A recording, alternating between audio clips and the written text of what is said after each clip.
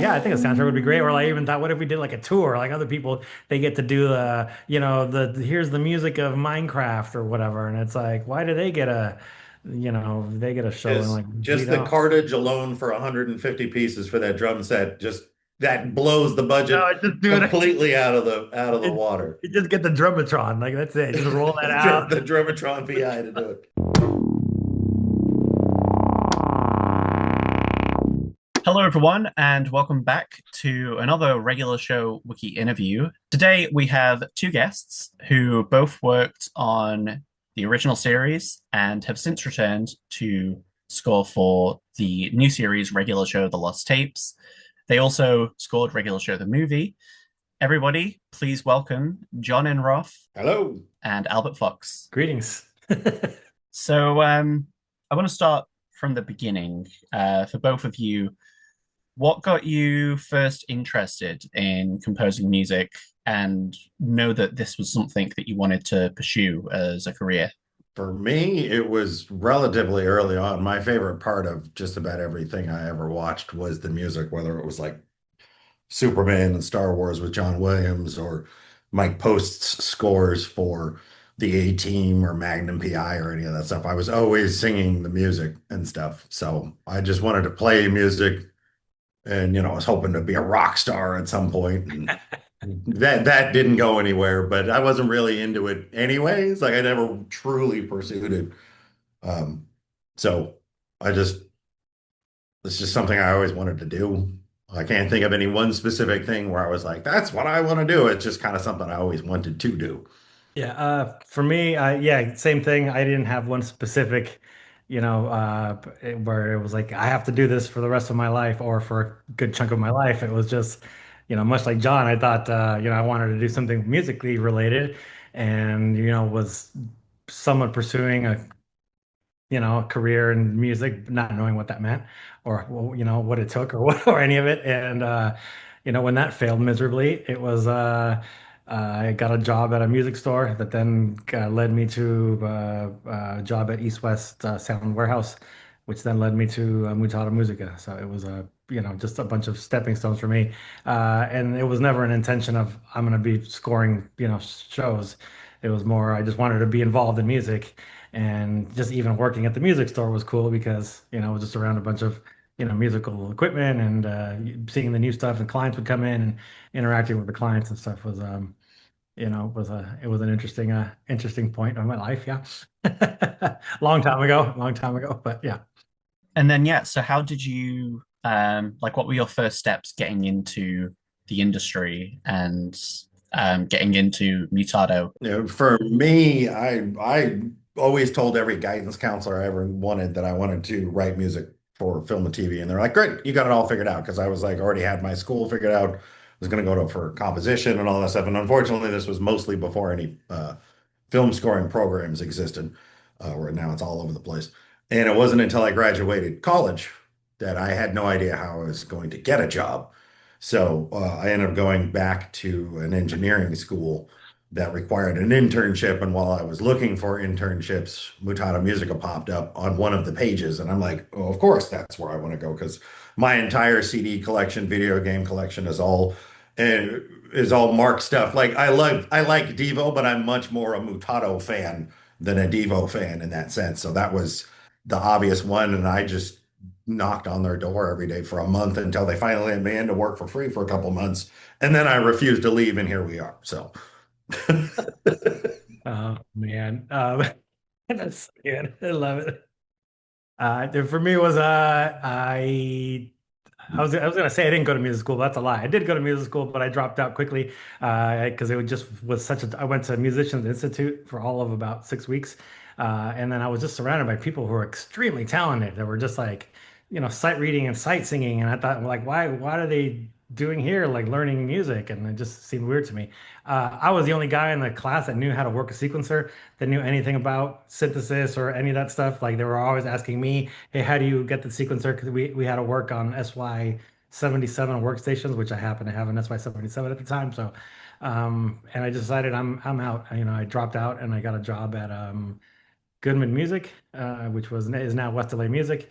and Joe Goodman kind of took me under his under his tutelage. And when they folded, yeah, we all went to West LA Music, and I was assisting one of the guys that was like had Mutata Music as one of the accounts. And so we'd have to drive, drive over the samplers or drive over, install RAM into the S760s or whatever, the samplers, that kind of thing. And I was there for about, I don't even remember, like 8 months. And it wasn't until this older guy that worked there sat me in the back and said, "You need to fill out this." He started my, I guess, my upward, movement in the music industry because he's like, "Look around you. You're gonna end up being like one of us." Is like, just get out and like, there's this company called East West Sound Warehouse. I think it would be a good stepping stone for you. So I'm like, all right, whatever. I filled out the application, and then Mark was also and Mutado was a customer, and they would call up and ask for, hey, we need sounds, Hawaiian sounds, or we need taikos, or we need whatever, choirs. And so we'd have to recommend, things. And yeah, one day they called me out of the blue and offered me a job, and I accepted. So it was a kind of a weird miracle story, and one that I'm very grateful, to have the opportunity, to work at Mutato and to have been called, and to I easily could have been fired many times over, as John can testify for very specific things that I did. That Mark is very patient. We won't get into those things, but I did. I was moonlighting briefly while I first started working at Mutato. I was working at this music studio in North Hollywood that was owned by Yoshiki from X Japan, and I had no idea that the dude's this like enormous global like superstar. I was just, my job was to take sample CDs and turn them so he could trigger, we'd have to sample the audio and truncate the thing and make it loop perfectly. And he just wanted to sit down at one key of the keyboard and trigger a bunch of loops. So that's how I got into it. Sorry for over taking too long on that path. Well, I mean, let's talk a bit about Mark. Like, what's it like working with him? Not just on the show, but like on quite a few different projects. Because one reason why I've been quite looking forward to doing this interview is I do feel like you guys are barely mentioned when it comes to talking about the score of the show. Oh, it's pretty great. And like Albert said, he's very patient. I mean, the engineering school I went to had us just frozen to death that if you make one mistake, they'll fire you. And in every other studio on the planet, that's basically true. And with Mark, as long as you don't steal from him, he kind of keeps you around and he's really patient. Like Albert said, it was so that was great because there was definitely some stuff we did that, everyone makes mistakes and Mark understands that. If anything, he makes the most mistakes in the studio and it's our job to fix them and that sort of thing. So, um, I mean, and as far as like the day to day with something like regular show, that was JG wanted to know if Mark would write the music for it. And Mark said, "Oh yeah, sure, we can do it." And because they weren't, as Cartoon Network, it wasn't that big of a budget. He just handed the show to me and Albert and said, "Let's do it. I'm here if you need any help." And that sort of so. And for like legal reasons, at first it just had Mark's name on it, and he's always a presence there. And then and then eventually when it when more and more talking with JG, then they got us credit and all that other stuff, and it all worked out. Where like a lot of the TV shows, Mark will write 20, 30 themes. He just sits down for anywhere from 15 to 2 hours and just writes this incredible music and he'll send 15 themes to a show and they'll pick one or two and then we just take that and put it over the show and make that the sound. And once the sound is established for a lot of the TV shows, then Mark doesn't necessarily get involved. Movies, it's an entirely different thing. He's much more involved in the movies and whatnot. But once a TV show's on autopilot, that's what me and Albert do. And even Albert and I are kind of assigned to make the show go on autopilot. And a lot of shows is because you're using the same music, the same instruments, the same whatever. Where regular show, with the exception of like 5 pieces of music, it's brand new score for every episode. But that's part of what is the charm of that show. And the ironic part of all of that is there is a similarity to all the music, even though it's all different. It's all kind of the same. Yeah, I don't know what yeah, John, yeah, said it perfectly. I don't know if I have anything to add to that. It's just been, And Albert has worked longer with Mark than me. And my first job was actually to shadow Albert because at the time in 2002, like the way the studio worked is Mark would write something, Bob Casale from Devo, God rest his soul, would mix it, hand a DAT tape to Albert. Albert would then digitize the DAT tape and then put it into CD extract and make it ready to make CDs or MP3s that would take 3 hours to upload to clients, or we'd have to make a demo tape and go to FedEx before it closed on a Friday. So Bob Casale, part of the main reason why I was able to stay is Bob realized that if Albert was ever gone, the entire studio shut down and there was no one else to do his job. So I just happened to show up at that right point where Bob's like, "Oh wait, if Albert like gets sick, we can't send anything out." So that's why. And Bob Casale was the one that told Mark to like keep me on at Mutato, and and so there was that. And then luckily, like 3 weeks after I started, Albert actually was gone for an entire day. And everything just worked out. And Bob was like, see, I told you, Mark, pay that kid. So, kid, I was 27, you know. Oh man, that's some funny times. Yeah, John and I worked together worked together a long time. Obviously, he started in what 2002. I started in 97. Yeah, it was a interesting time of technologies just changing. It's definitely changed several times, and just to see it, what it has it's come to now is just much easier to deal with things. To just to Yeah, it's easier just to get just to move things back and forth, demos or what have you, to get things presented. But by that same token, they also expect a finished product. There's no demos. What your first draft is your final, not only your final draft, but obviously best foot forward. And unless it's like we just want to hear something rough, it's okay. But even then, it's like no, they don't want to hear something rough. They want it to be finished and like it's just better just to do it that way. Yeah, it's been it's such an adventure and such a great experience just writing for regular show, especially having regular show come back. Like when it ended, we were just like I'm sure I could speak for all of us. We were just emotionally torn. The show, just being a big fans of the show, was just had a huge impact. Yeah, just being a part of it is such a great honor, to be able to write for the show. But like I just genuinely really like watching the show. Every time we get it, I watch it first. And like when some other shows, I should say, not all of their shows, I don't necessarily want to watch them. I'm gonna work on it only. Like there's movies that we've worked on at Mutato that I could not tell you what the movie's about, like Rushmore, Royal Tenenbaums. I don't know. Like I know the things that I helped record. I've never watched the movie.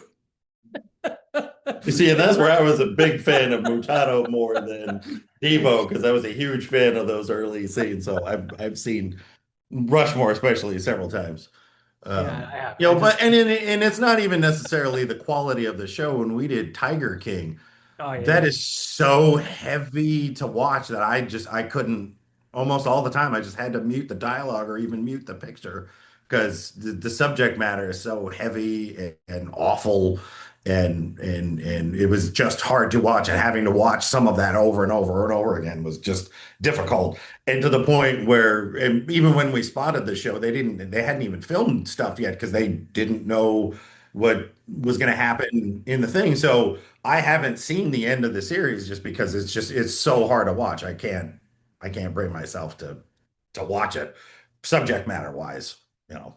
Yeah, and by contrast, regular show is just this happy, it's an 11-minute format. You know that there's going to be a problem sometime, and it's going to be this surreal thing that's going to happen, and then it's all going to be pretty much resolved by the end of the 11 minutes. And it's great. It's like, nothing's too heavy. Yes, there might be people getting, yes, there are certain episodes that are, more emotionally heavy than others, but certainly not like things that we've had to work on in the past, like Tiger King, like John said, or like Dirty John, or those things where you're just having to watch the scene over and over again. And you're just like, oh my God, like, all right, enough, dude. Like, I just want to go outside and get some sunlight now. Like, like, like a cartoon, please. Something with colors. Like,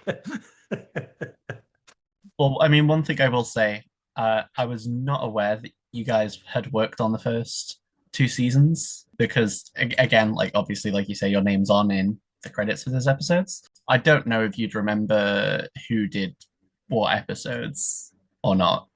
Yeah, Yeah, I mean, mostly we just share. Like we'll figure out how much time it is, and we just cut the time in half and split it based off of like Albert, like you said, he was more workstations. I was more of like a jazz rock guy. So a lot of the more guitar driven stuff was me, and a lot of the more synthy stuff was Albert. Not that we didn't switch in and out, but that was the default setup for that. So I mean, I have my drive here. I can even look up exactly what we do because I don't throw anything away. I can open up old yeah. sessions right But now we because, each worked on every single episode. It is not an episode where, John just does it or I just do it. I know credit wise, there was a time when they couldn't give, at least that's what they told us, they couldn't have three names on their credit screen. So we had to alternate which episode we had credit for, even though we were working on all the shows, you know.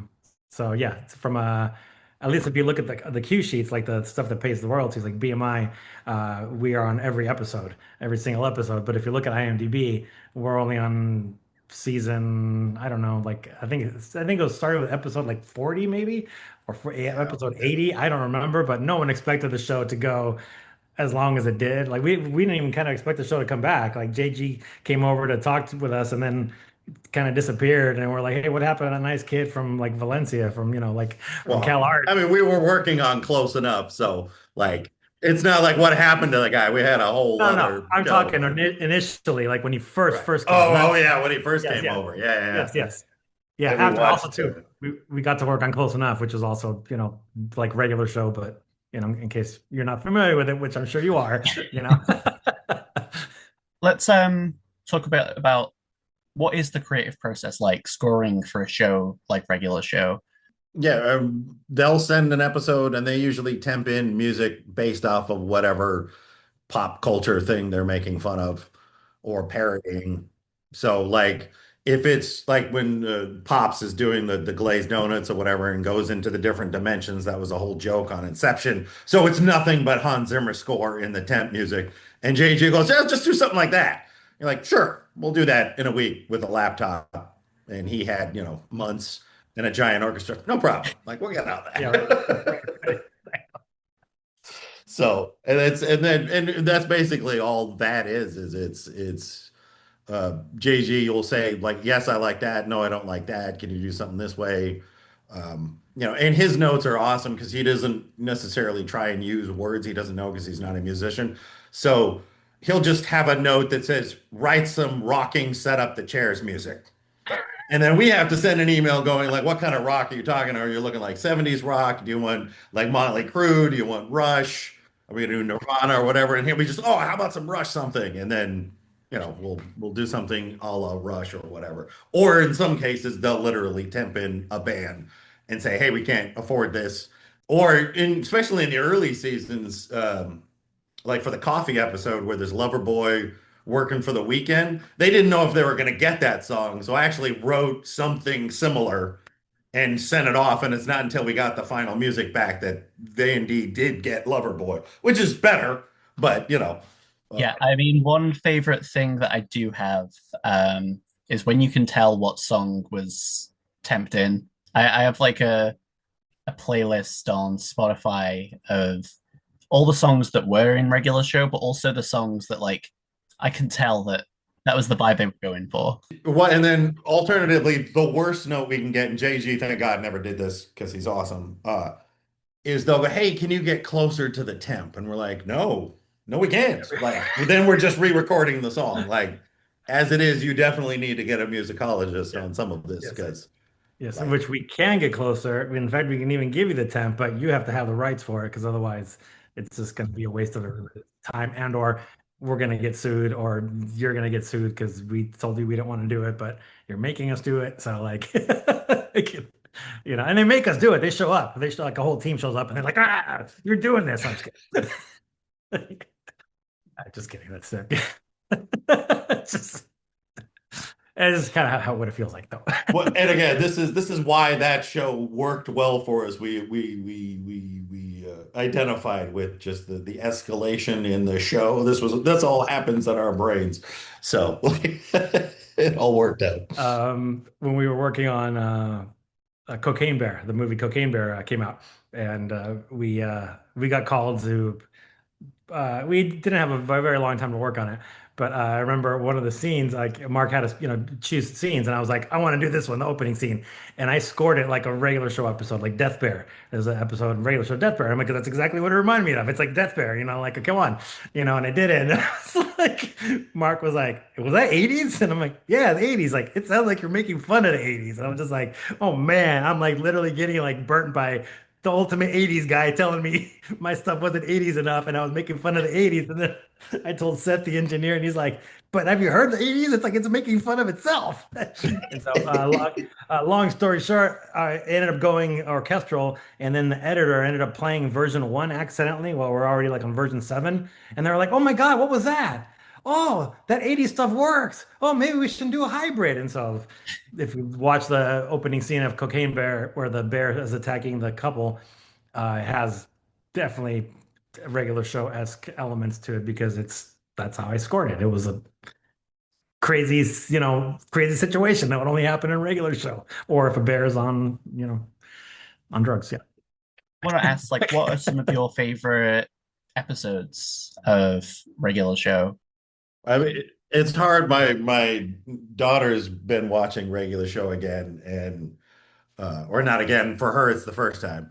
Uh, but and there's so many episodes that are just like it's not until like she starts watching, like, oh, I forgot about that because it was so long ago, and we did so many of them, they kind of all blur together. Um, I mean, it's favorite episodes. I mean, obviously the series finale, like is just there's so. I mean, I can't think of a show that ended better in that sense, especially in recent time. It's so and when people were worried that the new series would ruin the ending of the regular show, and I was like, because I was right there with you when we got the first episode back for the lost tapes. I was literally nervous. I stopped for a moment, just going, "It's JG. It's gonna be good. It's JG. It's gonna be good." And then I hit play and watched it. Went, "Oh, thank God! Like it's so back. Like that was so perfect." Yeah. Yeah, definitely. Because even as a fan, yes, I like the paycheck, but I was as a fan, I wanted to be good, and it was good. So I mean, that's one. Gosh, I mean, obviously the 150 piece drum kit is that was fun. God, there were some other ones. I did like all the format war stuff, like that whole like pull through, and even going in the like the baby ducks and the geese and all that. And the all of those were just great. And the fact that they were able to just sprinkle in it throughout the episodes and then lead it all to the end. I mean, especially because like Albert said, when JG came over, he only had the little short when they played Quartz Parchment Shears over the That's right. chair. Because the episode for the first day, that little chunk, that was the original pilot where the Yeah. animation definitely changes. And it was just such a freaking weird show. I loved it.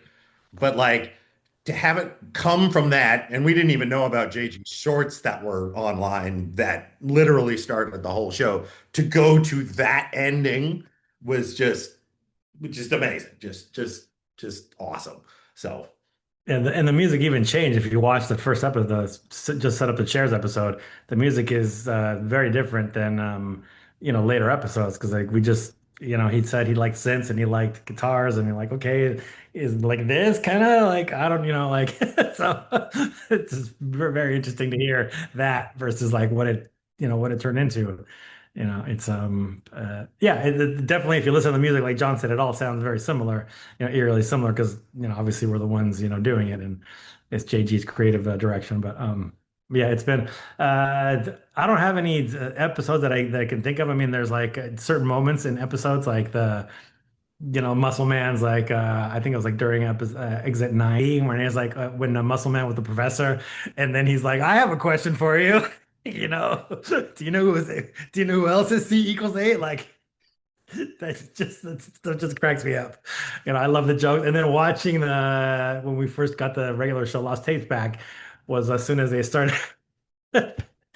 Yeah, just their jokes were like, okay, it's back. It's good. It's like it's not it wasn't a disappointment. It was very exciting to watch. And I will say there are moments, even to this day, that Albert will start randomly chanting "Bros, bros, bros, bros." So he did like the unicorns a The lot. So unicorns. Yeah, no, we did a lot of episodes. I mean, there's certain pieces of music that are just like, I don't know, you'll I guess have more of a fondness to, but it's like, you don't necessarily uh yeah, I mean our job is to make JG happy and to make the music that fits regular show. And it's yeah, it's just great being able to do that and to continue to do that is amazing. To let it came back and you're just like it's like traveling back in time, but with today's like having 10 years of new equipment and new, technologies to be able to use, which I use some of that. I don't know, John probably eh, continues that. Yeah, yeah. depends. Yeah. Yeah.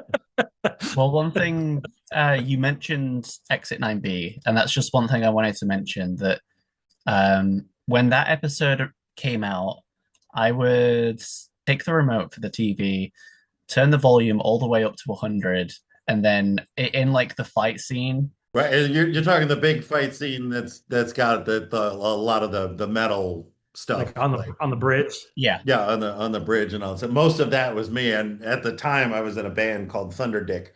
And the guitar player came over to the studio for a visit, and I was working on that cue, and I was kind of playing him stuff, and he's like, "This sounds amazing. Why doesn't our band sound like this?" I'm like, "Cause it's like we play live. This is a studio thing. I'm mixing it and all this." And he's like, "This is incredible." And he was a huge metalhead, so he loved it too. So On kind of the flip side of like favorite episodes, have you got any favorite characters from the show? just all of them. Like yeah, it's really hard to pick a favorite. Yeah. It's like one thing I will say has nothing necessarily to do with the characters, but just somehow the timing of regular show has always had things that have just been like in sync with my life. Like when there's like a breakup, there's like an episode with like a breakup in my life. There's an episode where like, Margaret's dumping Mordecai, or there's just things like, just recently we were I don't know if legally the They've episode only was done the first 10 episodes, so don't say anything about anything else. the one that has the famous song with the yeah, okay, never mind. Well, it's hard because there was a lot of songs in the back 30 that like we even sent a thing going, "Hey, you got this song, right?" And JJ was like, "Oh no, no, we're all out of money. Like we can't license it." I'm like, "Okay, we'll just do something." And hopefully when you hear it, you'll be like, "Oh, okay, now I know what John was talking about." It's a timeless song. Yes, it's always great when they're like, "Here, rip off this timeless song." Oh, by Friday, go for it. You got some of the world's best musicians. You can do it. Go for it. Like, Yeah, but the regular show especially has always been good about that yes, and realistic. So we joke a lot, but it's never been. And the best thing about JG too is sometimes he'll go, "Hey, can you do this?" And we do that, and he goes, "Yeah, no, that was a bad note on my part. I'm sorry. Can you just do it a different way?" And having a showrunner apologize for a creative mislead and value our time is very rare in this business. Most of the time, they don't even have enough time to value their own time, much less anyone else. And they're like, just get it done. I'm not saying people go out of their way to be jerks.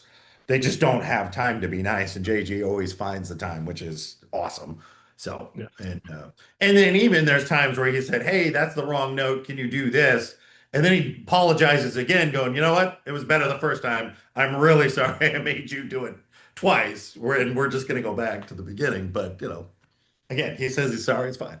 You know, I think you've kind of touched on this a little bit, but what would you say are like your number one all-time favorites that you've composed for the show? well, definitely, I mean, the biggest memory is the very last cue before Heroes in the finale.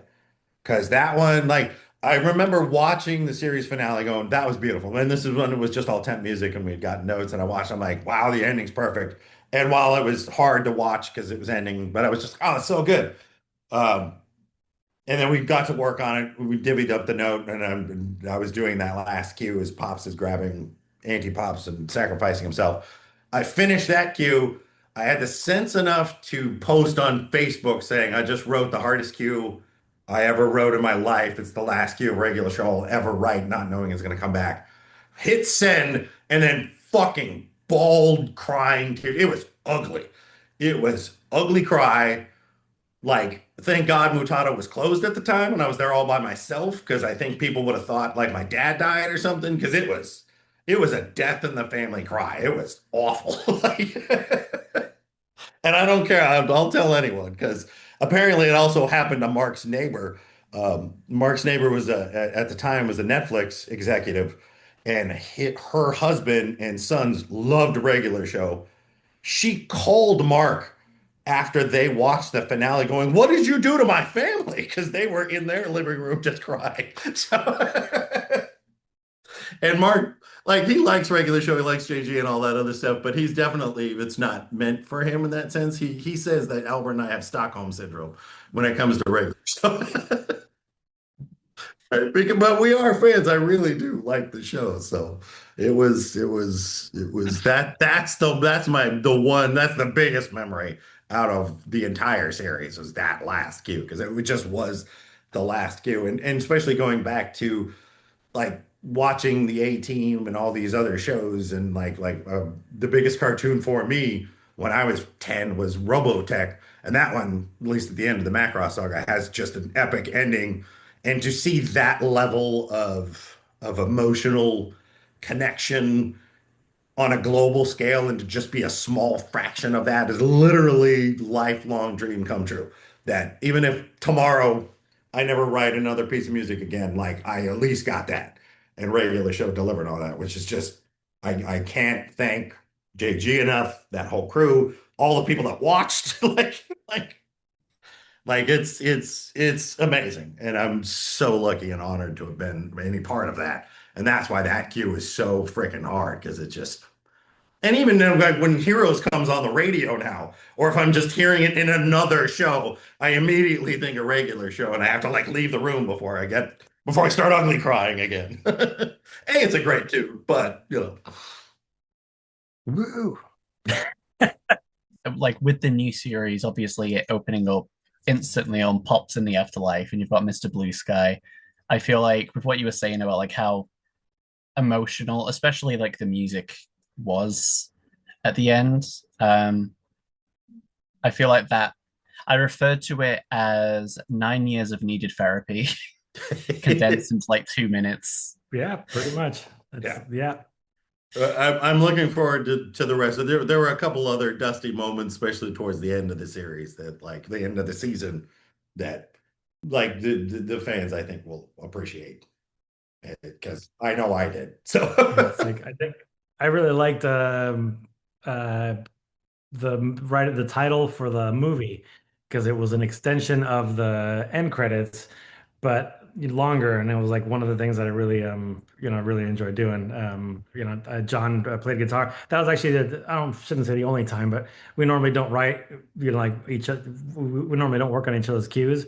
But like if I can't play the guitar part, then I'll have John do it for me, and which John ended up playing the guitar part, But it's not like, hey, I'm gonna do the drums, you're gonna do the bass, then I'm gonna do the whatever. It's like I write the cue and here's what I need you to play or I'd like you to play and then he plays it, the guitar part. But yeah, for me, I guess it's the opening for the movie, because it was based off the end credits. And there's like a couple other weird things like that stand out. Like for some reason, the hammer, the episode, no one beats the hammer, that one, or the one where they ended up eating tree bark.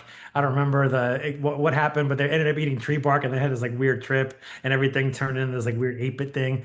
Like I really enjoyed writing that stuff. And yeah, I mean, it's all very, very enjoyable. But those things, just for some reason, oh, and the Carter and Briggs.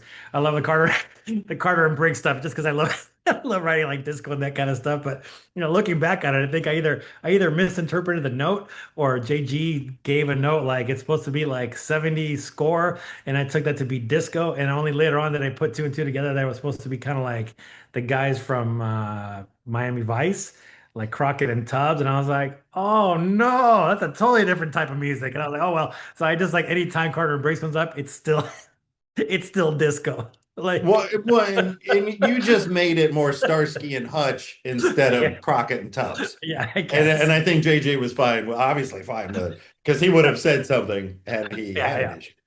Yeah. So It's definitely more chips than it is Miami Vice, yeah, you yeah. know. Yeah. Just every time you're mentioning the score for different episodes, I'm hearing it in my head. Well, how many times have you watched the series? Because that definitely helps. Yeah. Yeah, you've probably seen it more times than we have, or at least than I have. I I don't know. I imagine probably there's at least two digits. Yeah. So that helps because it's the same thing for me. And I had mentioned Robotech and like Japanese cartoons in the 80s always had a pop star in it. So there were songs and all that other stuff. So like I instantly get transported by any of that music and because of the algorithms of social media, like I'll get clips of people covering like the battle music from Robotech and whatever. And it's and it instantly transports me and I go and it's all good. So that's cool. I'd like to know what's your favorite original song that's been written by the folks at Cartoon Network. I'm assuming you guys work on them as well.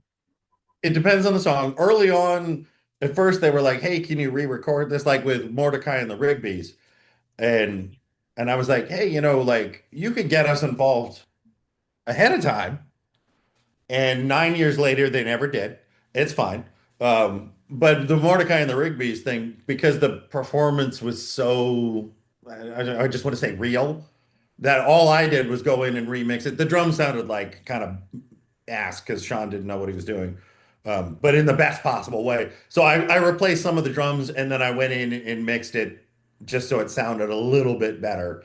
But then, like, Sean mostly did all of that stuff for the most part. We didn't really do too much. Every once in a while, there was something where they would just send a melody and we'd have to write the music for it. And there's definitely some upcoming stuff that is a lot more like we just got the melody and we did the music for it. And that'll be fun to see how that gets received because that's fun.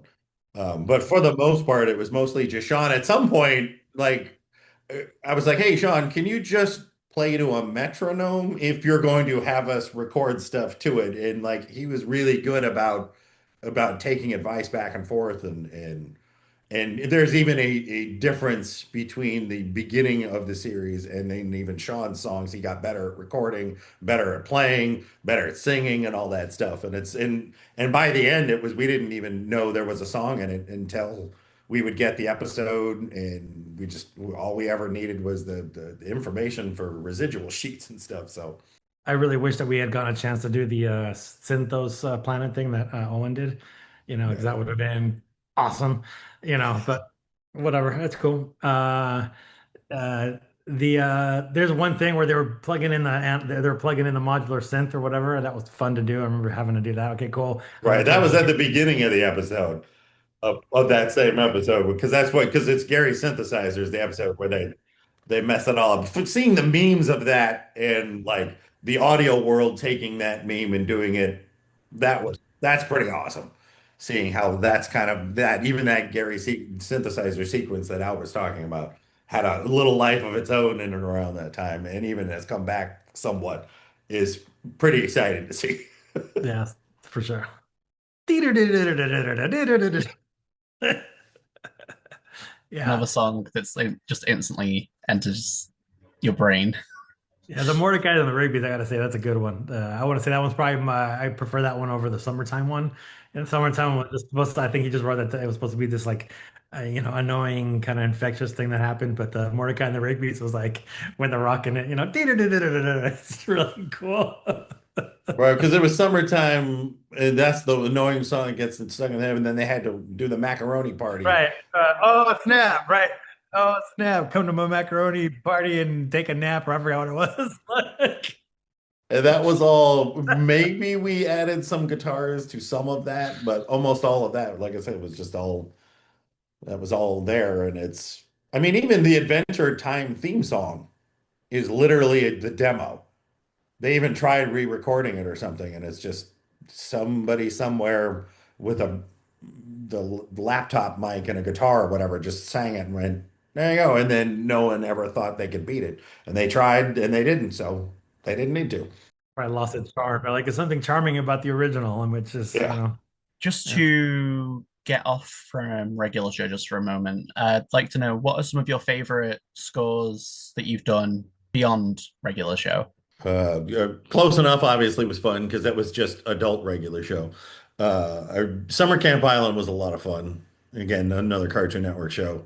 More recently, The Residence for Netflix. I had a blast working on that, mostly because I got to do all like mostly the jazz trio stuff, and the three guys we got for that were just some of the best musicians on the planet. And they took the little things that I wrote and just made music out of it. So to hear that was just incredible.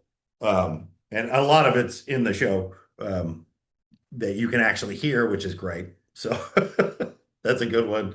Interior Chinatown that we did for Hulu a couple years ago. Yeah. That was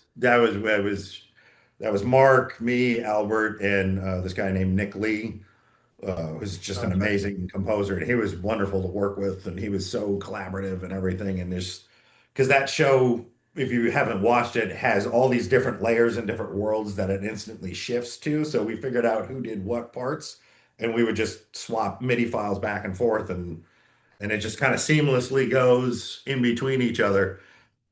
And it all sounds like the same thing, even though it's shifting worlds really quickly. And that was really fun and exciting. And that turned out really well, I thought, and was really bummed that didn't get a season two as well. Yeah, I know the John would probably agree with me on this one, but we did a score for a movie called Saving Private Perez. It's a Mexican film, and that one was really cool because it was like Iraqi music mixed in with like kind of with banda, and it was, yeah, it was we took more we had more control of over the score and the tone of that one versus like say the US movies, the US releases. That one we're able to, yeah, it was just we're definitely more involved in that. And usually the director we were working with at the time, Beto Gomez, he would like just approve everything. You send him, "Oh, okay, this is great," which is like, okay, it's kind of like sometimes you work on something and then they revision one, revision two, revision three, revision four, revision five, revision six, revision seven. Well, what would you do? Okay, I would do the first thing that I sent you. And it's like kind of nice that this director would just kind of accept, well, with few exceptions. It's like there are a few notes, but it's like nothing like in terms of overall just approving of everything. He would just approve most things, which is great. And not that we don't have a high approval rating on regular show too. We've obviously been, working with him for a long time. So the notes are never like, what is this? It's usually more like, have the action part kick in later or sooner or something like that. Not like change this whole thing. It's yeah. Other score, I guess, would be I did like the score for Dirty John, even though it was really traumatizing to have to listen to and to watch the subject matter, over and over again. That was just really bad. The Alien one that we did, that one was a really good one. The Oh, People of Earth. People of Yeah. Earth. I think John and I really we had like I think 3 days to do two episodes. They just called us in and were like, "You're doing this," and like, oh, by the way, there's going to be a double release, so now we need another episode. And we're just like, "Oh, Yeah. great!" Luckily, Yeah, they really liked what we did. we had to do three episodes in 2 weeks. And like Mark had the main theme, and Albert and I were like, "Oh, that's it. That's all we need." And we just got going, and Mark started writing stuff. And like, especially the pilot, we definitely overlapped because we didn't know. Mark showed us the pilot on Tuesday, and the final mix was Thursday. And this was Tuesday in the afternoon, by the way. So we had to whole score the whole show that night to turn in in the morning for them to give notes back for us to deliver finals on Thursday, and it all worked out. And that's sometimes the pressure is what makes the diamonds. But that was a good show. Um, and that was David Jenkins, and we did Our Flag Means Death on HBO Max with him, and that's another one that like Oh, yeah. that score was really cool because that was we were re-recording Mozart and like there was one note where Dave was like, "Hey, I love this piece. Can you make it more exciting?" I'm like, "That's Mozart. You want me to improve on Mozart? Okay, sure, Dave, we'll do that." And we did, but not real necessarily improve, but we added some twinkly stuff on it to help on it. But that was fun doing a hybrid score of that because some stuff was very Cynthian sound design, and then a lot of, especially in season one, we're just full on re-records of classical music, which was fun to do. In terms of challenges, the Our Flag Means Death was probably one of the bigger challenges for me because it was just such a enormous amount of orchestral music, of like legit orchestral music. It wasn't just like, you can kind of fake it with strings and whatever, and here's my arrangement. It's like these are the masters that you now have to kind of like John said, recreate and or embellish or whatever. It's just like it was a daunting task. Season two wasn't as bad because they ended up getting access to like their Universal, I think it was, or whoever it was, their music catalog and all the recording that they had. So that really took a lot of pressure off of us. But the first season was like, whoa, was just brutal. Like, And there was a lot of reuse from season one to season two, which yeah, helped. Um, luckily, and, yes. and again, I'm glad I had gone to music school because I had to turn on parts of my brain that have been asleep for 20 years, where Albert decided to, skip out um, Yeah. on learning theory. And Yeah, I said speak to the hand to that class. Yeah, I was busy like, driving like a maniac, like Muscle Man. Woo! So in terms of characters, to go back to one of your other questions, like all the characters I identify with all of them. Like I have little bits of, I want to say if I had to choose one, it would probably be, I guess I'm more Mordecai than anything else, but there's definitely Rigby. There's definitely a whole lot of Muscle Man, a whole lot of Muscle Man. I definitely have some pops. And yeah, there's an angry Benson side to me as well that unfortunately comes out every now and then. Yeah. We've all got an angry Benson inside of us. we do. We do. Oh, apparently Albert will tell you I'm more like the Death Kwon Do guy than anyone else, which I don't know if that's really a compliment or not, but that's Every time we work on that show, the guy wearing the with a headband and the curly hair is popping out. I swear, I even asked JG, I'm like, was that John that you 'cause it was I just clogged it. Okay, never mind. like I said, we're fair. Hey, We're fair. no. Yeah, we're this show is just it's really great to work on a show like that.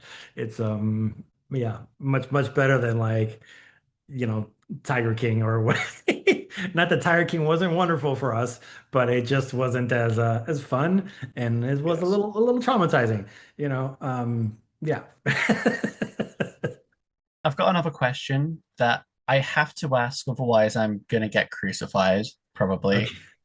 I don't know if this is anything you guys would have any input on this actually happening, but do you know if there's any chance that one day we could get an official release of the songs from the show?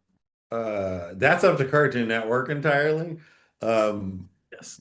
Albert and I had plans to just release the soundtrack to the movie by ourselves. Like I kind of had a mastering guy all lined up.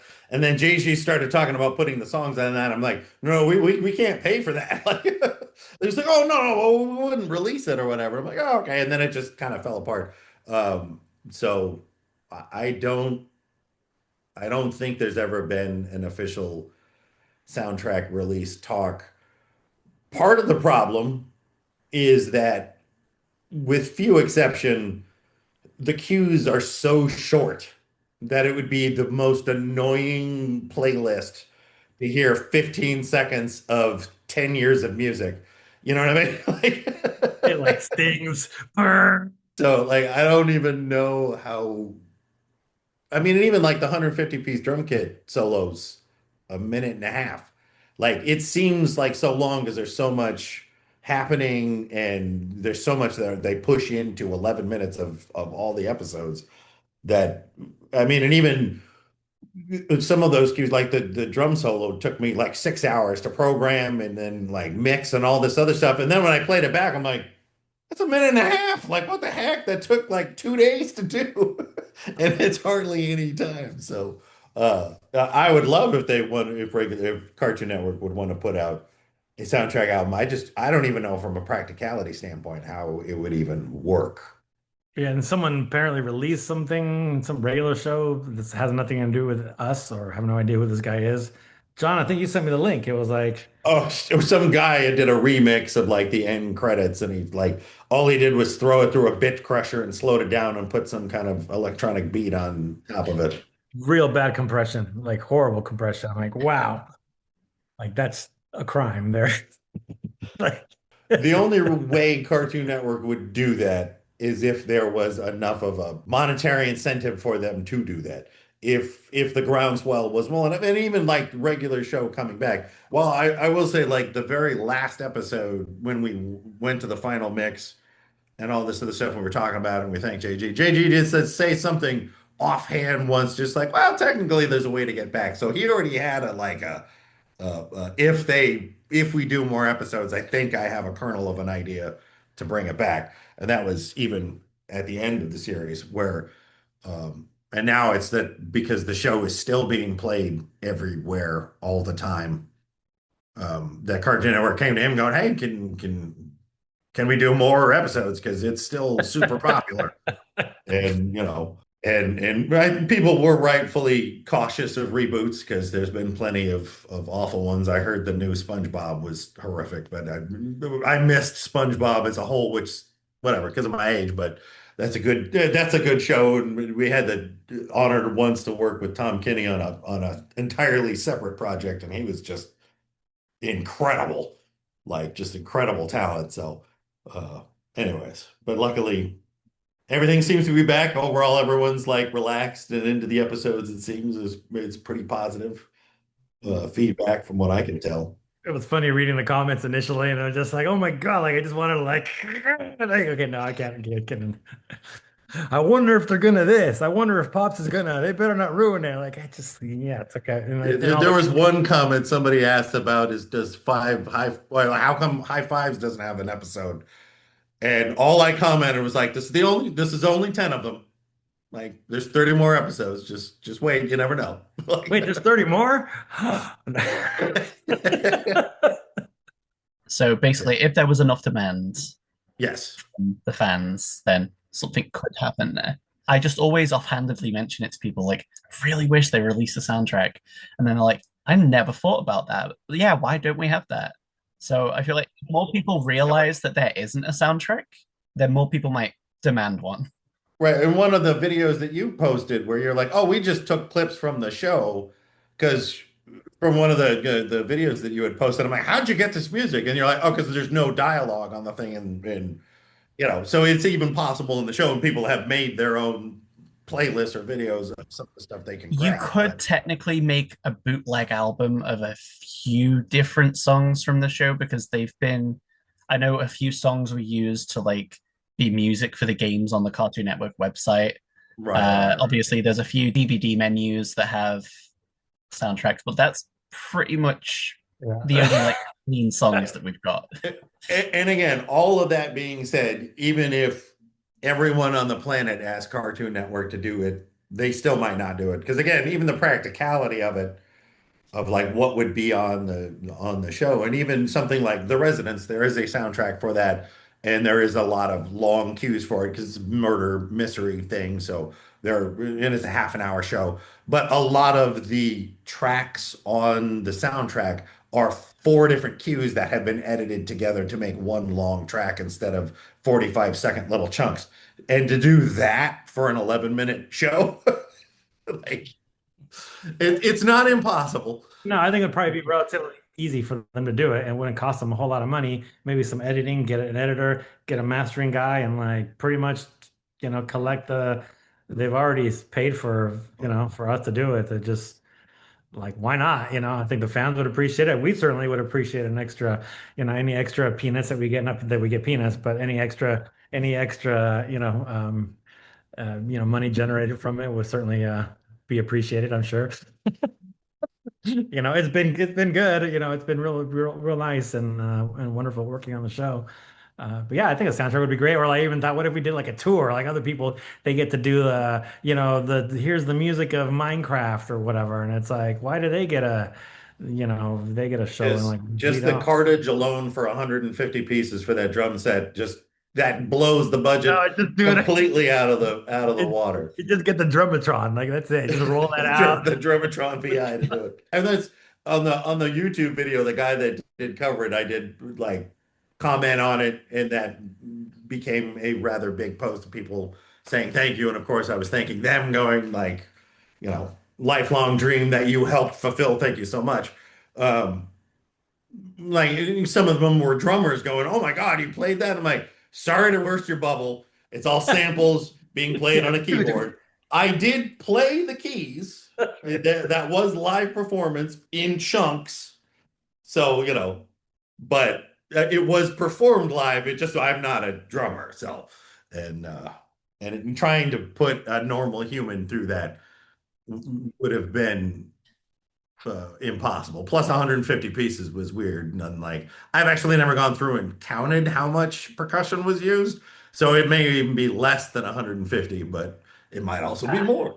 You could double up on a few things. I'd like to know what are some of your favorite memories of scoring for the show? Like, is there anything in particular that stands out? Beyond mentioning the one I already did about ending the show, um, the X and 9B was fun, mostly because of, again, the guitar player for Thunderdick came over and was just like, "This sounds incredible." And I'm like, if JP likes it, the tones are legit. And I'm like, "Oh, thank God." Like it's good because he would have said something otherwise. No, I mean it's one of these things because the show was so fun to work on, and it just kind of all blurs together because everything was so different. It's all just kind of one big memory in a lot of ways. Especially, it doesn't help that it's 10 years ago, and we're all older now, and memories aren't what they used to be. But even like my daughter watching the show, she'll just have it on her iPad or whatever, and I'll hear there was one of the episodes. Well, it was the episode with the Mordecai and Rigby steal the book, and they write in. It was the Almanac book, and they write in that Benson appreciates him and all that other stuff. And I remember the piece of music that came on was kind of this country music thing where I had played some slide guitar. And I told my daughter, because she was like, "Hey, did you write this?" And I'm like, I not only wrote it, but performed it. And Mark has a Gretsch, a vintage Gretsch that won't stay in tune. So it's perfect for slide. And the action's really high because I'm not a slide player either. But I was able to do that, and I remember playing the music, but I didn't remember the scene at all. And I was like, "What episode is this?" I'm like, "Oh, it's the Almanac one. Okay, got it." Where I remember the music more than the episode for that specific cue. Uh, and that's kind of my whole thing with it too, is it's I don't yeah, it's all just kind of blurs together for me. Like I have some that stand out would be for different reasons would be the recording the Starlight Chasers the Japanese one all day every day the Ichi Nissan Shigo thing because I had our receptionist at the time the Swedish girl named Ronya. I had her record the voice and I'm just like, here's how here what you do, how you say it, and then it wasn't quite working. I just remember there being like a lot of like almost like tension and frustration. I'm like, man, like why isn't this? And it wasn't until I put on some like crazy pitch correction thing and I was like, that was it. That's what it was missing. Because I had her doing this crazy slide, ikimasho or something, and then the pitch correction just got rid of all that and just turned it into something completely different. So that was cool working on that one. And then the that other thing that we did also with the other Japanese one, the Brilliant Duck Century Crisis Special, I think that was pretty cool. Well, that was definitely one where you misread the note because they had wanted like J-pop anime stuff, and you just Yeah, turned in 80s they music. wanted like Evangelion or something like that, which I didn't, I didn't really know of. And in fact, I had my friend of mine recently asked me, from Kyoto. He's like, are you familiar with Evangelion?" And I'm like, "Well, no, I'm not. I'm familiar. I know of them, but like one time we had to do something that sounded very similar." He's like, "What are you talking about?" And I showed him like the comparison. There's a thing like Evangelion versus, and it's like, and he's like, "Oh my God, how did I not notice that?" Like. Well, not having the music being like the J-pop anime thing didn't Yes, help yes, him at all. yes, But yes, yes. yes, there's lots of people that got the references in the credits in between the Yeah. two, which is nice. Yeah, outside of that, I mean, just working on recording the movie, was cool because we normally don't get to record for this show. We don't get a budget for musicians. It's just John and I have to play, whatever we happen to have or can get our hands on. Luckily, Yeah. John's a great sax player, so he can bust out the sax and all that stuff. But outside of that, yeah, we can't drums can't do, bass we can and guitar, but we got to record brass for the regular show movie, and that It made a was big budget difference. enough for 10 minutes worth of score out of 70 minutes worth of music. There's so much music in that movie. And 10 minutes we got four pieces of brass for the big like battle sequences at the beginning and the end just to make it more oomphy. And that was fun. Those are some more, I think, some more of the songs that are out there because they're on like different the movie DVD special features. Well, yeah, and again, like especially if somehow it can get to Cartoon Network and uh theoretically Paramount will be owning all of that somewhat soon, so we'll see what happens with that. Um, if there's a financial incentive for them, they'll do anything. It's just, you know, how to properly communicate to anyone that would actually make that decision is difficult. And I wouldn't even know how to start all of that, but and especially if it's like, well, yeah, people are just illegally downloading them and ripping them off of stuff that you could just have for a proper version for sale would be great. Yeah, I mean So, that would be the good argument. Here you go. Like, would you rather not make any money from this, or maybe make some money and make some people happy at the same time? Like. right. But again, like with Paramount theoretically buying Warner Brothers stuff, they got a lot on their mind right now, and a regular show soundtrack's probably not on top of the list. We'll make it on top of their list. Come on. Well, and if anything, like it'd be probably easier to do it with the lost tapes. Because the other thing that's funny is Albert had said the score had changed. If you go back and watch those first couple episodes, it was really sparse. There would be almost no music, maybe a little hit, a little cue here and there, and then a big giant chase sequence. And then towards the middle of the end of the series, it got more score heavy, which was nice. And that was just an evolution of the show and the quality of the show. Not that those old episodes are bad, but it has a rawness to it that then became regular show, and the score went along with that, which was nice. And the Lost Tapes kind of starts off where it ended. So, like, there's a lot more music in the first episodes of Lost Tapes than there was at the beginning of regular show. So that might Yeah. help. It's so weird working on that again. It was like you just like it felt like you just took like an extended break, and like here we Mm. are, like right back to it. Like wow, it was so cool.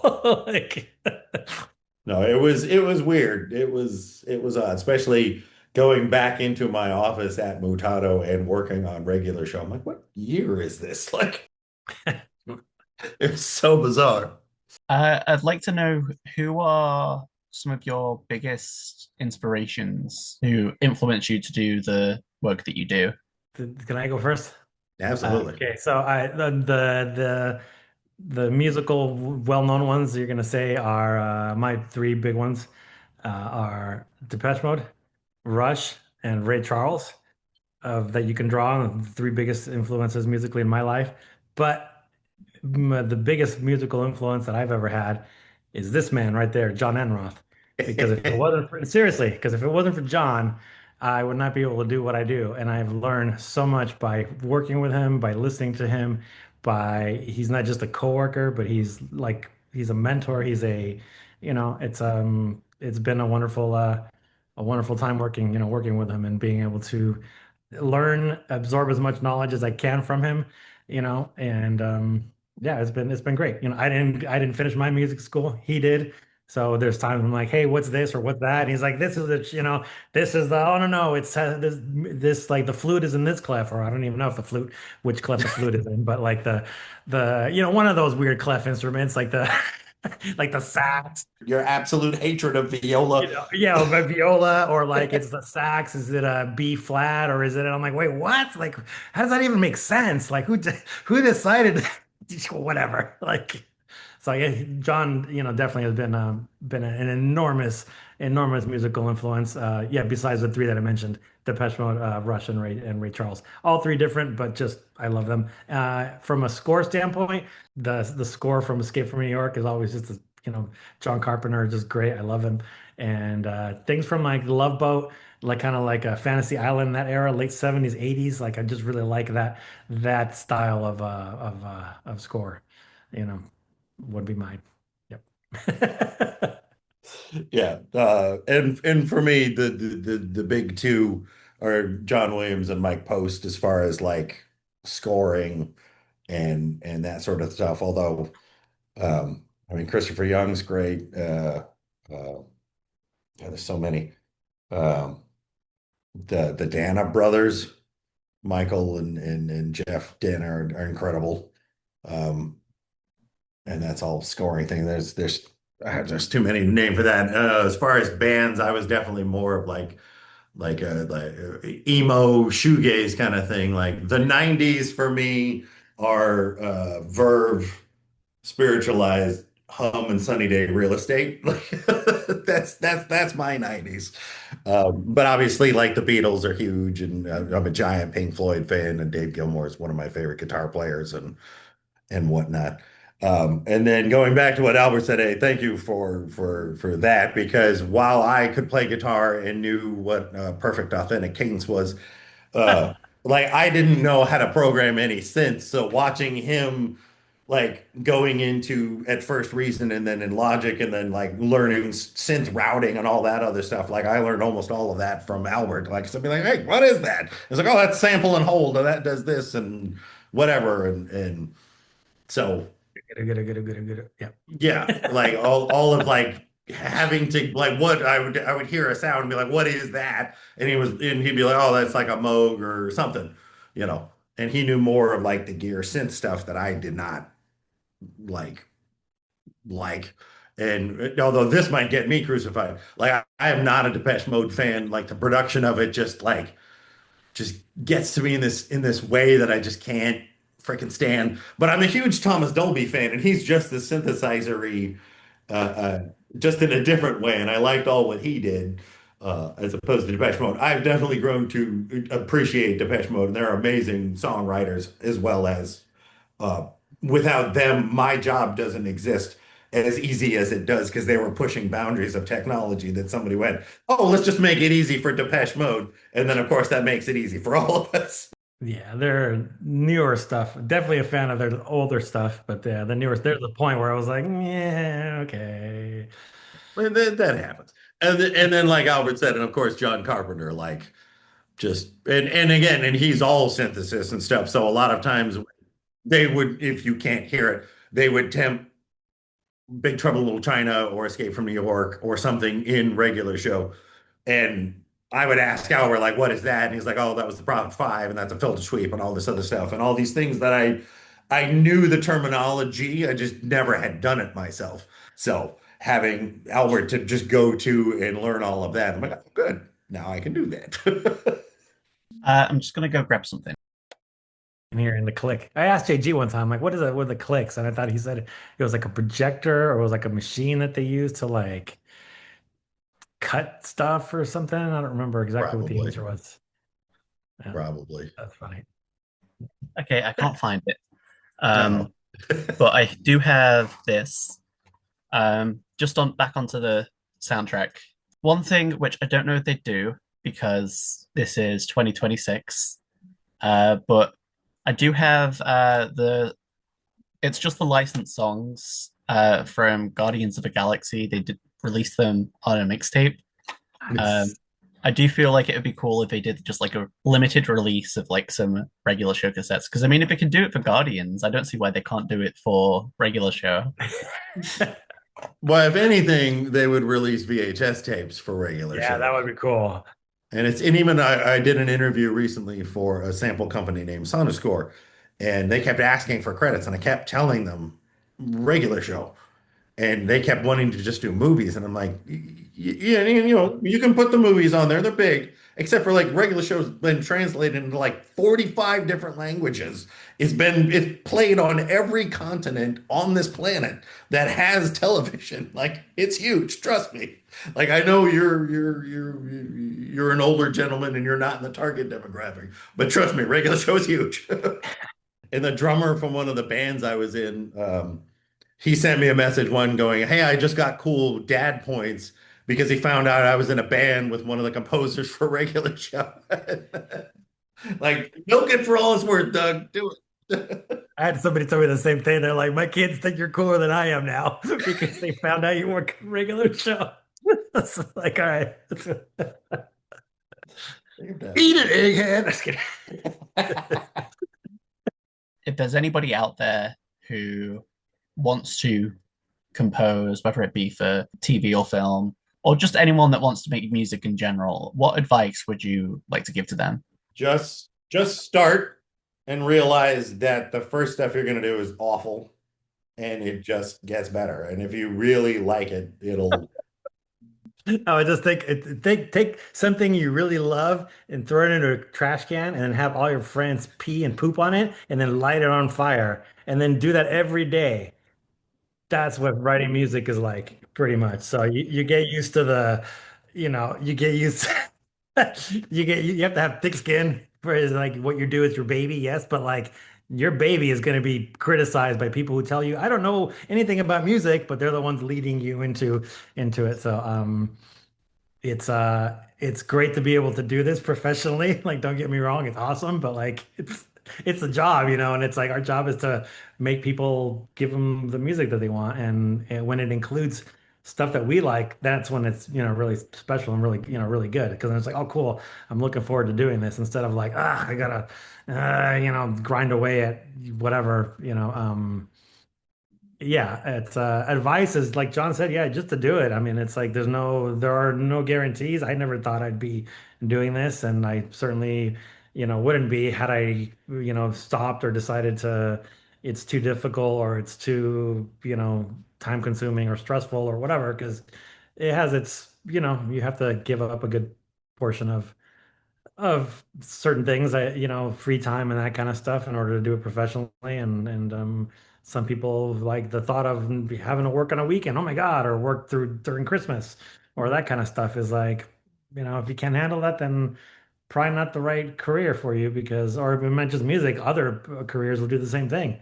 It's like your time is the company's time, and yeah, I don't want to go to a dark place, but it's like we're here to make sure that regular show runs as smoothly as possible and to give, give the best music that we can. And yeah, for people looking into it, it's not, people have a huge misconception of what I do for a living. They think, oh, you're lucky. You get to write, you get to just play your piano all day, or you just get to write the music that you like. No, we don't. They tell us specifically what they want, when they want it, how they want it, and like which instruments to use. Like sometimes they don't have an idea. Usually they do, but it's not just like, hey, I wrote some stuff for you guys, check it out. It's like, no, it's not that way at all.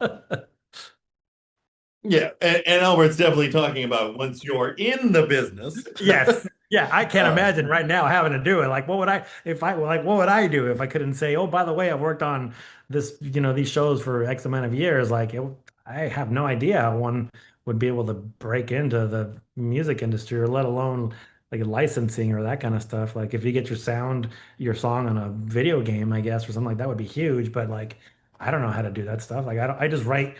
Like, my scope is just writing the music. Outside of that, I have no idea what's happening anywhere in the music industry. And people think I do. Like, oh, here, give me a job. And like, I'm not the one that gives out, TV shows for people. Like, Because and again, it's touching what Albert was saying, and what I started with was like, just start writing. Like, don't just start now because hopefully by the time somebody asks for a demo, you've gotten over the awkward, awful phase and stuff sounds good. And the more you do it, the better you'll get at it.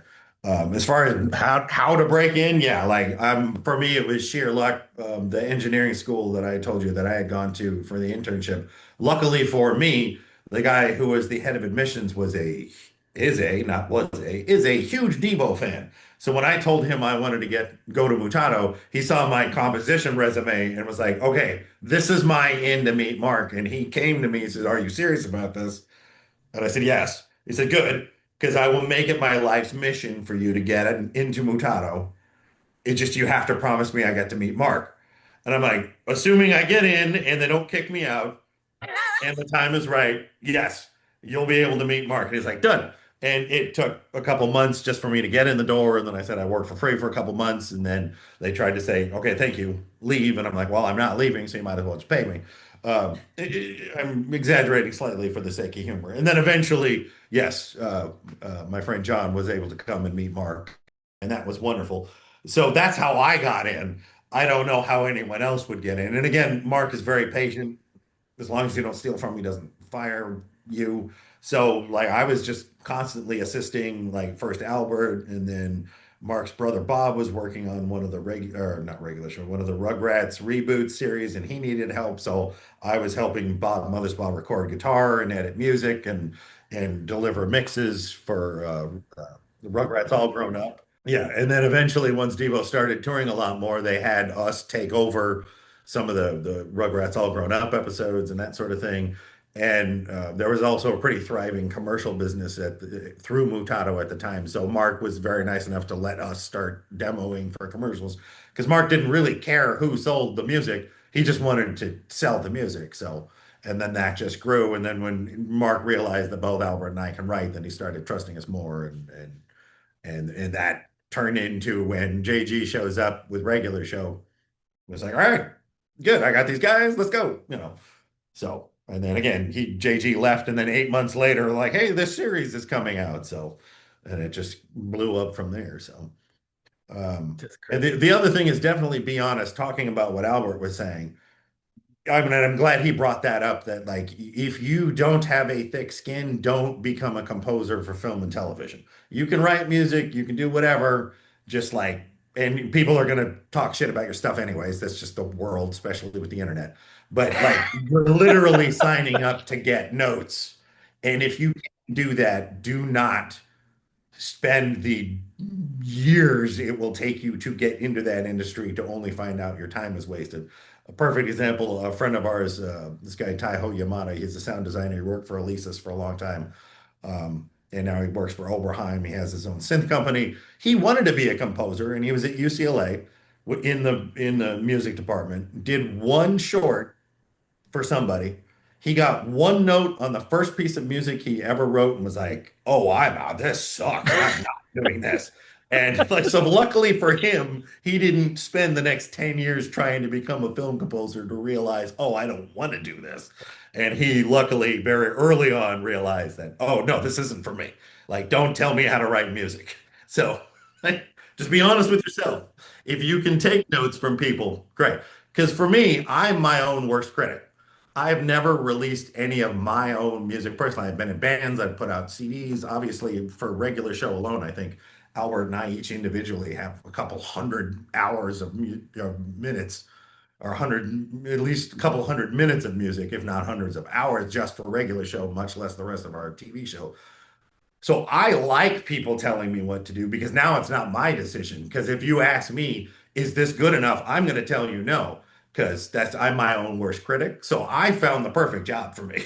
Like I love getting notes because I'm like, especially when Albert's like, oh, they're going to tell you to use violins or this and that. I'm like, great. That takes all of that out of I don't have to think about that. I can just start building instruments, do this and this. Okay, you like this style, like that style. And there's definitely times where like I'll see a scene and they'll go, the music should be happy, and the note that I think they're giving me doesn't work. So I'll try and put in my own thing, and hopefully it works, hopefully it doesn't, and it's back and forth. But like I like having someone else decide if it's good enough because then I don't have to. Because I wouldn't. Yeah. I have songs I wrote in high school I still haven't finished or released, you know? Yeah, it's I think the writing music it's one thing. I think the purest form of music is a music that you write for yourself that is not meant to be shared. No one's gonna, you don't care what anybody thinks, the notes, because once you do that, you're now appealing to somebody, to an audience, whether that's one person, three people, a million people that you don't know. And so it kind of changes the scope of the music. And you could say at that point you sell out.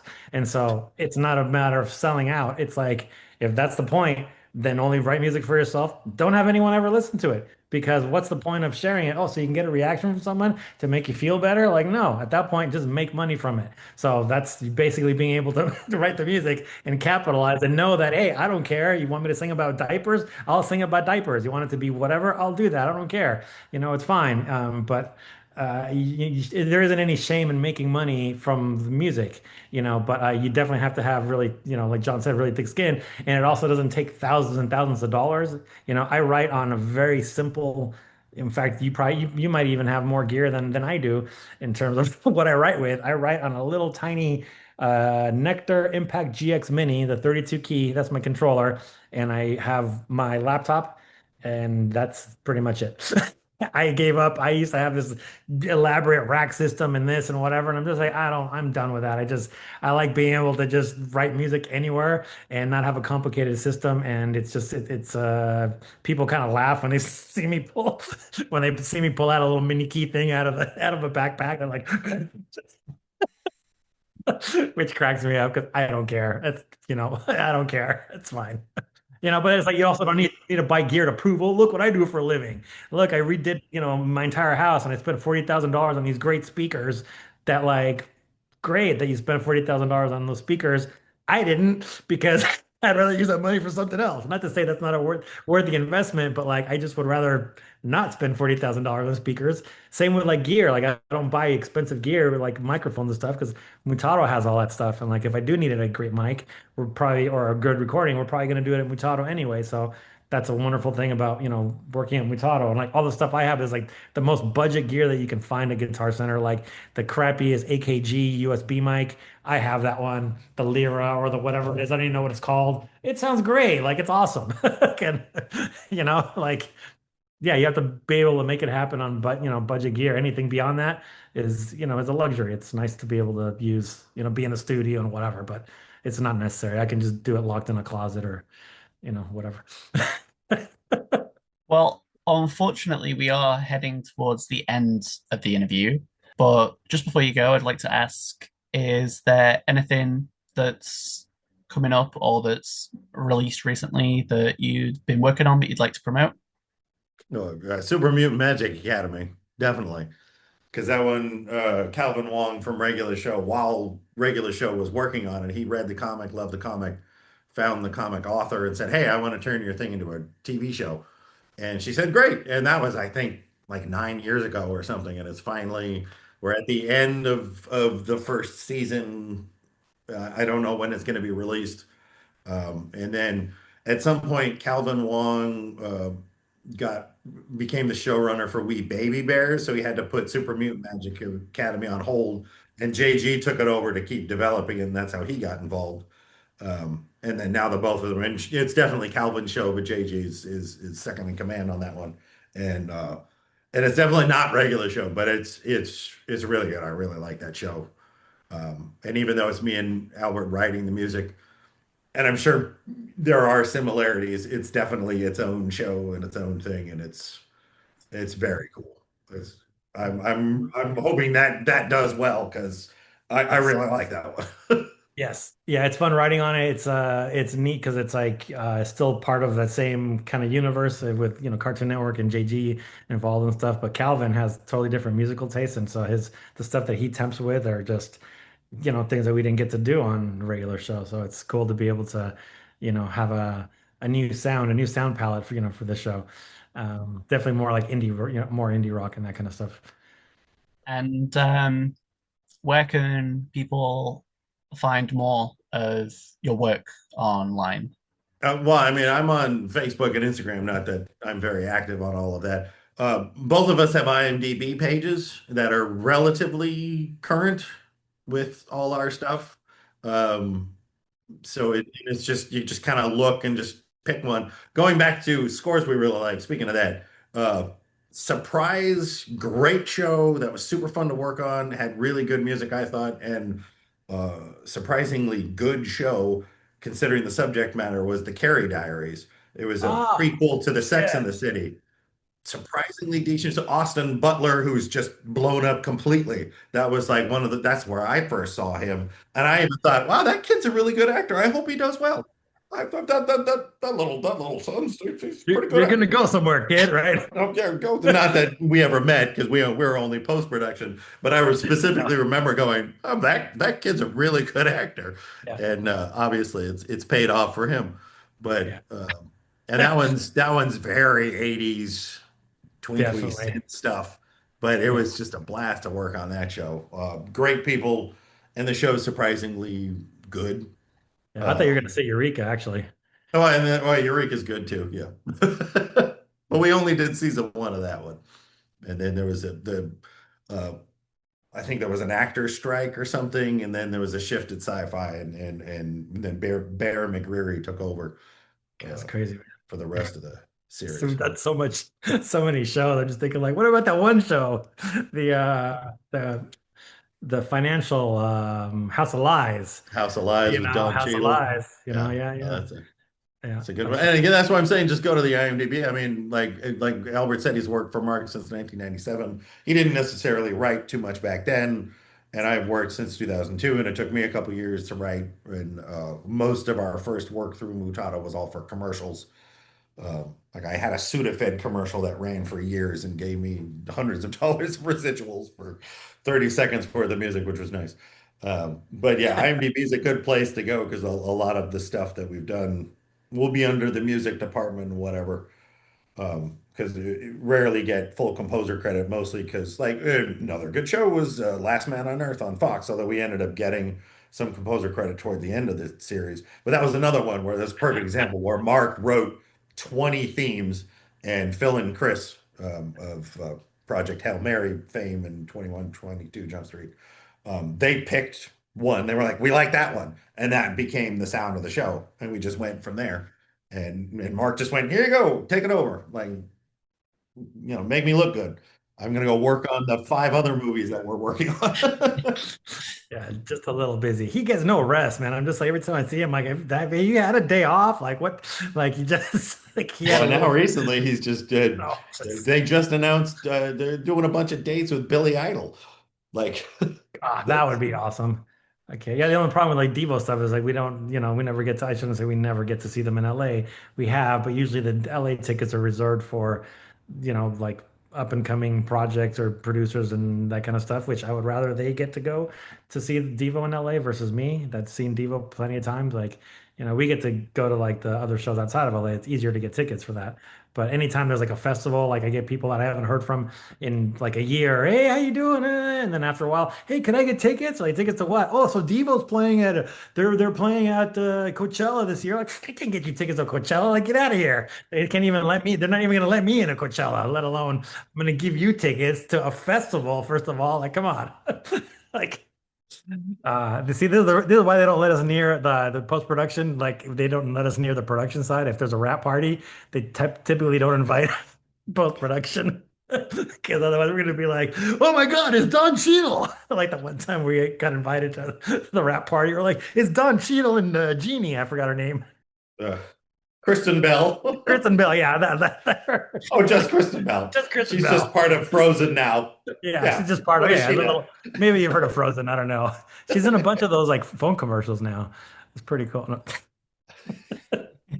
Although I will say at the last rap party we had for Last Man on Earth, I had a feeling because Disney was buying Fox that they were going to cancel Last Man on Earth despite the cliffhanger ending.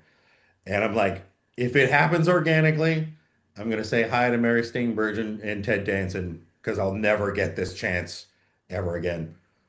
Said hello. They were very nice, very wonderful. And speaking of Kristen Bell, The Good Place was on TV at the time, so that was at least another place to be like, congrats on The Good Place. It's a freaking amazing show. It's some of the best work you've done ever. And he was so nice and all that other stuff. So it's That was nice. And I'll pick the names up that I'm dropping. No.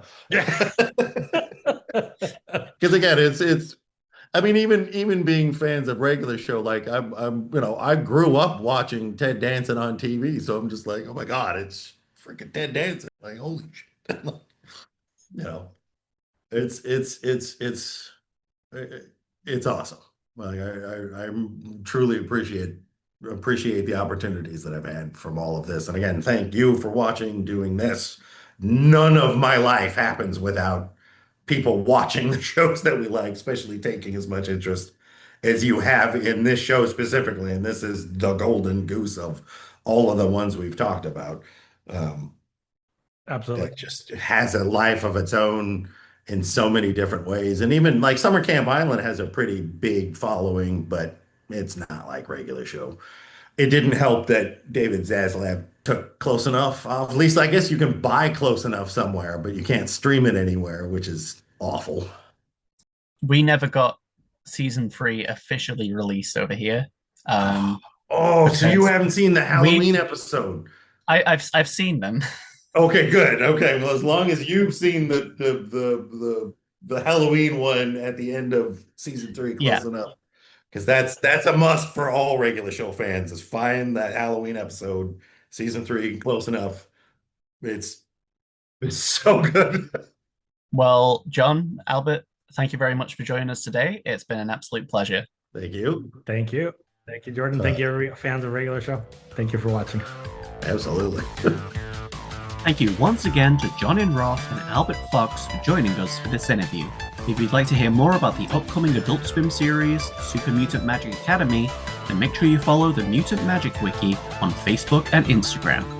All links will be in the description. Next time, we'll be speaking with Maddie Brewer, a storyboard artist for the new series, Regular Show The Lost Tapes. Here's a preview. I'm just here and I'm just like, oh wow, it's time for me to like ingratiate myself to these people who have all known each other for forever and they have no idea who I am. I'm just like a random guy. And I was just like waiting for Ryan to show. We share an office. I was like waiting for him to show up, waiting for him to show up. He's just like not showing up. Eventually JG comes and he's just like, oh dude, welcome to the show, yada yada. I remember my first day on Camp Laszlo, whatever. Super great. JG's the best, by the way. And Ryan's just still not showing up. So I'm like sitting at lunch.